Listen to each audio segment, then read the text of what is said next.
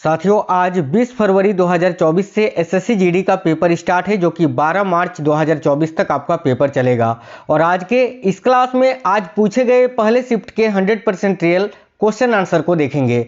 तो जो भी आज पेपर देकर आए हैं वो तो साथियों मिला लीजिए कि आपने जो सेंटर में क्वेश्चन का आंसर दिया वो सही है या गलत है। और जिनका पेपर अभी आने वाले दिनों में है वो तो साथियों कंप्लीट देखना, क्योंकि बहुत सारे क्वेश्चंस रिपीट आपको मिलने वाले हैं आने वाले शिफ्टों में। नमस्कार साथियों, मेरा नाम है सुभाष राज और स्वागत है आप सभी साथियों का एक्समार्ट स्टडी 2.0 यूट्यूब चैनल पर।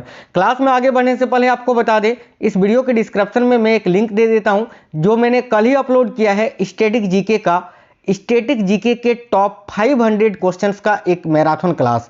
वो अगर आप देख कर जाते हैं साथियों, मैं 100% गारंटी देता हूं कि 10 से 15 क्वेश्चन आपको उसी क्लास से देखने को मिलेंगे। ठीक है, तो उस क्लास को आप लोग जरूर देख लेना। चैनल के अंदर आपको मिल जाएगा स्टैटिक जीके का पूरे 500 क्वेश्चन का संपूर्ण निचोड़। तो चलिए देख लेते हैं आज के पूछे गए क्वेश्चन आंसर। तो ध्यान से देखिएगा। सबसे पहले देखते हैं क्वेश्चन। देखिए, एक क्वेश्चन इस प्रकार से था कि इनमें से कौन सी भाषा सबसे प्राचीन है। साथियों, क्वेश्चन का लैंग्वेज थोड़ा अलग हो सकता है, बाकी क्वेश्चन जो मैं बताऊंगा आपको सेम वही क्वेश्चन आपसे पूछा गया था। केवल क्वेश्चन का लैंग्वेज थोड़ा सा अलग हो सकता है, क्योंकि बच्चे अच्छे से बता नहीं पाते हैं पेपर दे के आने के बाद। ठीक है, देखिए, तो इनमें से कौन सी भाषा सबसे प्राचीन भाषा है। इसमें ऑप्शन में संस्कृत अगर आपको दिया हुआ था तो संस्कृत करेक्ट आंसर हो जाता, और अगर संस्कृत नहीं था तो ब्राह्मी भाषा करेक्ट आंसर हो जाता, और अगर संस्कृत और ब्राह्मी दोनों दिया हुआ था तो ब्राह्मी को आप ज्यादा प्रेफर करना। ठीक है, आगे एक क्वेश्चन था कि इनमें से किसका संबंध उड़ीसा या ओडिसी नृत्य के कलाकार से है। ये टॉपिक भी आपको चैनल के अंदर मिल जाएगा, आप लोग देख लेना।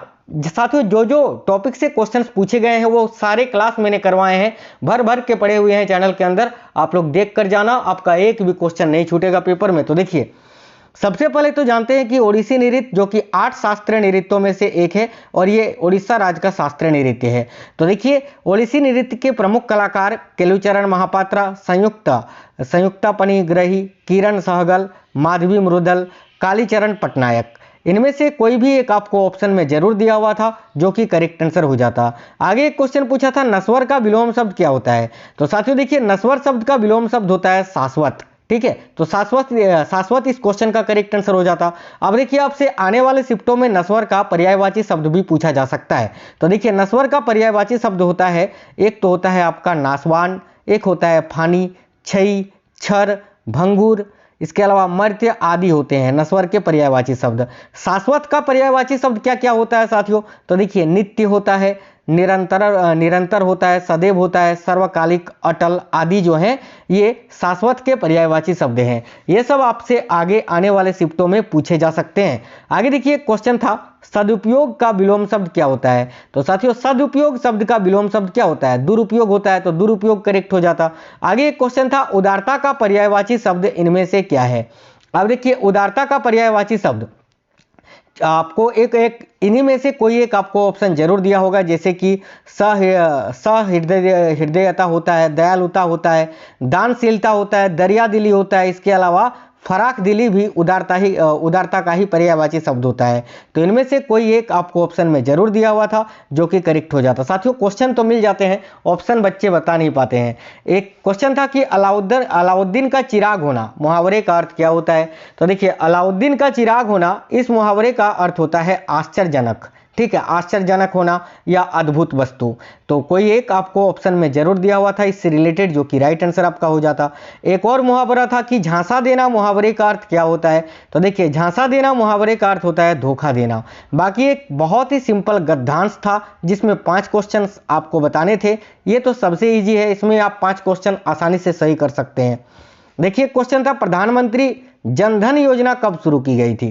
तो अगर जनधन योजना की बात करें साथियों, तो प्रधानमंत्री नरेंद्र मोदी जी के द्वारा 28 अगस्त 2014 को इसकी शुरुआत की गई थी। आगे एक क्वेश्चन था 1975 में आयोजित पहला वर्ल्ड कप किसने जीता था। तो देखिए, पहला क्रिकेट का वर्ल्ड कप जो कि इंग्लैंड में आयोजित हुआ था 1975 में, इसको वेस्ट इंडीज ने जीता था। तो इस क्वेश्चन का राइट आंसर आपका हो जाता वेस्ट इंडीज ने। आगे एक क्वेश्चन था कि किस राज्य के मरचा चावल को जीआई टैग दिया गया है। तो भाई, मरचा चावल जो है ना साथियों, ये बिहार राज्य का है जिसको जीआई टैग दिया गया है। तो बिहार यहाँ करेक्ट आंसर हो जाता।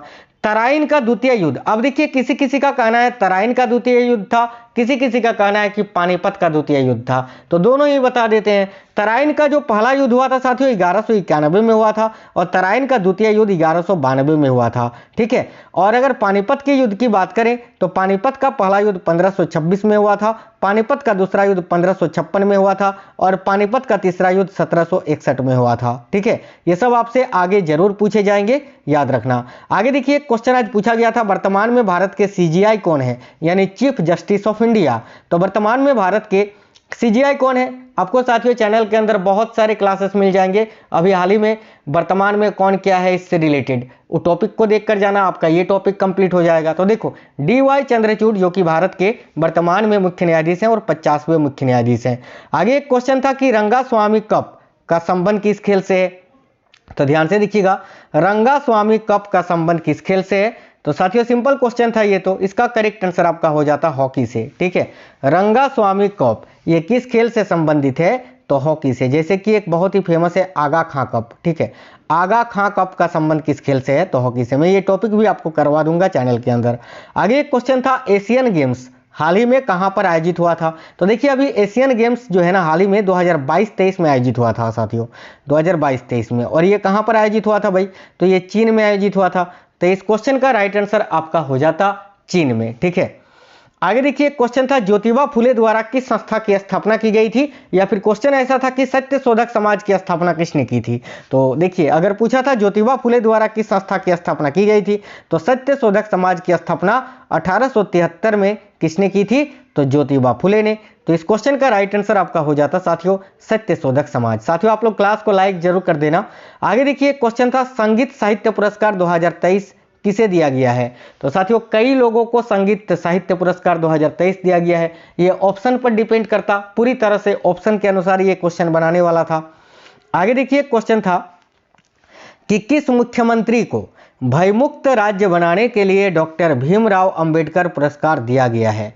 तो भाई इसका करेक्ट आंसर हो जाता योगी आदित्यनाथ जी को। योगी आदित्यनाथ जो कि साथियों उत्तर प्रदेश के वर्तमान में मुख्यमंत्री हैं।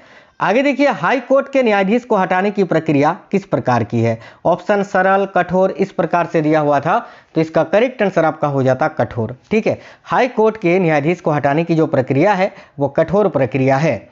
आगे एक था उदार का पर्यायवाची शब्द क्या होता है? तो उदारता पूछे या उदार, उदारता तो मैंने आपको बताया, फिर उदार का पर्यायवाची शब्द भी वही होता है, जैसे कि एक फराक दिल होता है, इसके अलावा क्षीर निधि होता है, दरिया दिल होता है, सरल होता है, सीधा होता है, विनीत, शिष्ट, उदाचरित, उदारचेता, इसके अलावा सहृदय, विशाल हृदय, सज्जन, महामना, सदाशय, महाशय, ताता, उदारशील, दानशील, दानी, ये सभी उदार का ही पर्यायवाची शब्द होता है। इनमें से कोई एक आपको ऑप्शन में दिया हुआ था जो कि राइट आंसर हो जाता। एक क्वेश्चन था धर्म का विलोम शब्द क्या होता है? तो साथियों धर्म का विलोम शब्द अधर्म होता है। बड़ा ही सिंपल क्वेश्चन था ये। एक तत्सम से क्वेश्चन आपको पूछा था कि ईट का तत्सम शब्द क्या होता है? तो ईट का तत्सम शब्द केवल इष्टिका होता है। सिंपल क्वेश्चन था ये हिंदी का, तो क्या हो जाता इसका आंसर? इसका आंसर आपका इष्टिका हो जाता साथियों। आगे देखिए क्वेश्चन था कि हाथों से लिखी गई प्रति, है ना, हाथों से लिखी गई प्रति, इस वाक्यांश के लिए एक शब्द क्या होगा?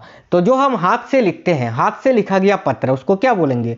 हस्तलिपि बोलेंगे या तो पांडुलिपि बोलेंगे। तो दोनों में से कोई एक आपको ऑप्शन में दिया हुआ था जो कि राइट आंसर हो जाता। आगे देखिए एक क्वेश्चन था भारत के चौथे राष्ट्रपति कौन थे? तो ध्यान से देखना भारत के चौथे नंबर के राष्ट्रपति कौन थे? तो भाई श्री वराहगिरी वेंकटगिरी जी, ठीक है, श्री वराहगिरी वेंकटगिरी जो कि भारत के चौथे नंबर के राष्ट्रपति थे। एक साथियों केरल का कोई नृत्य पूछा था, किसी किसी का कहना है कि सर मोहिनीअट्टम पूछा था। तो अगर मोहिनीअट्टम पूछा था तो केरल हो जाता, या तो केरल का एक और शास्त्रीय नृत्य है कथकली, ठीक है। आगे देखिए क्वेश्चन था कि मेंडलीफ की आवर्त सारणी में कुल कितने तत्व मौजूद थे? तो भाई मेंडलीफ की आवर्त सारणी 1872 में प्रकाशित हुई थी और उस समय तत्वों की कुल संख्या थी 63। उसके बाद हेनरी मोजले ने आधुनिक आवर्त सारणी दिया और वर्तमान में तत्वों की कुल संख्या कितनी है मॉडर्न पीरियोडिक टेबल में? तो 118, ये भी याद रखना। आगे एक क्वेश्चन था भारत रत्न से सम्मानित प्रथम संगीतकार कौन थी? तो देखिए भारत रत्न से सम्मानित प्रथम संगीतकार थी श्रीमती MS सुब्बालक्ष्मी। तो यहां आपका करेक्ट आंसर हो जाता श्रीमती MS सुब्बालक्ष्मी जी।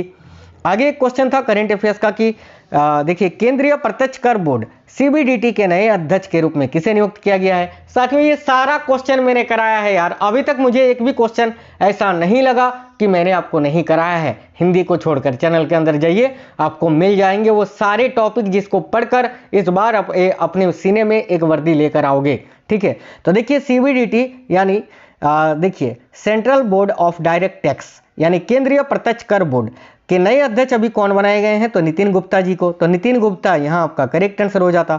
आगे एक क्वेश्चन था कि नरेंद्र मोदी स्टेडियम कहाँ स्थित है। तो देखिए नरेंद्र मोदी स्टेडियम ये तो अहमदाबाद में स्थित है, तो इसका राइट आंसर आपका हो जाता अहमदाबाद, गुजरात में। आगे एक क्वेश्चन था बिरजू महाराज का संबंध किस घराने से है। तो देखिए बिरजू महाराज का संबंध साथियों लखनऊ के कालिका बिंदादिन घराने से संबंधित है और ये कथक नृत्य के नर्तक हैं। ठीक है, आगे एक क्वेश्चन था इनमें से कौन सा पर्वत का पर्यायवाची शब्द है। तो अगर आपसे पर्वत का पर्यायवाची शब्द पूछा था तो ऑप्शन तो नहीं मिल पाए थे। पर्वत के पर्यायवाची शब्द सेल होता है, नग होता है, भूधर होता है, पहाड़, अंचल, महीधर, गिरी, इसके अलावा भूमिधर, तुंग, ये सभी जो है साथियों पर्वत के ही पर्यायवाची शब्द होते हैं। एक मेजर ध्यानचंद पुरस्कार से शायद आपसे एक क्वेश्चन पूछा था, तो इसके बारे में वो क्वेश्चन नहीं मिल पाया है कि एक्चुअल क्वेश्चन क्या था। आपको ये याद रखना है कि मेजर ध्यानचंद पुरस्कार को पहले राजीव गांधी खेल रत्न पुरस्कार के नाम से जाना जाता था। ठीक है, आगे देखिए एक क्वेश्चन है विद्यार्थी का सही संधि विच्छेद क्या होगा, ये आपसे पूछा था। तो भाई विद्यार्थी का सही संधि विच्छेद क्या होगा, विद्या जोड़ अर्थी होगा। एक क्वेश्चन आपसे पूछा था कि क्रिकेट विश्व कप, वो तो मैंने आपको बता ही दिया कि सबसे पहले किस टीम ने जीता था, तो वेस्ट इंडीज ने जीता था, ये आपको याद रखना है साथियों। ठीक है, एक क्वेश्चन शायद ये पूछा था कि देखिए योजना आयोग का स्थान अभी किसने लिया है, यानी योजना आयोग का नया नाम आपसे पूछा था, तो उसका राइट आंसर आपका हो जाता नीति आयोग। साथियों, अगर आप लोग पेपर देकर आए हैं, कोई भी क्वेश्चन याद है तो वीडियो के नीचे कमेंट करना, और आपका पेपर कब है और किस दिन में है ये भी आप हमें कमेंट बॉक्स में कमेंट करके बताना। एक क्वेश्चन ये भी था कि 6 से 14 वर्ष तक के आयु के बच्चों के बारे में जो है ना, कि ये क्वेश्चन मुझे मिल नहीं पाया है, लेकिन निःशुल्क शिक्षा का प्रावधान जो है वो 6 से 14 वर्ष तक के आयु के बच्चों को किया गया है, जिसका प्रावधान 86वें संविधान संशोधन अधिनियम के द्वारा जोड़ा गया था, और इसका प्रावधान संविधान के अनुच्छेद 21 का ए में है। ठीक है, तो साथियों ये किससे क्वेश्चन किस प्रकार से था ये मुझे मिल नहीं पाया था। मिलेंगे आपसे नेक्स्ट क्लास में, तो आप लोगों को सारे क्लास देखने हैं और वो मैं सारा टॉपिक इस चैनल के अंदर करवा दूंगा, जिससे अभी क्वेश्चंस पूछे जा रहे हैं। और जो स्टैटिक जीके वाला मैंने वीडियो बताया 500 क्वेश्चन वाला, उसको देखकर जाना, उसी से सारा पेपर आपका बन रहा है। तो मिलेंगे आपसे नेक्स्ट क्लास में, तब तक के लिए जय हिंद, वंदे मातरम।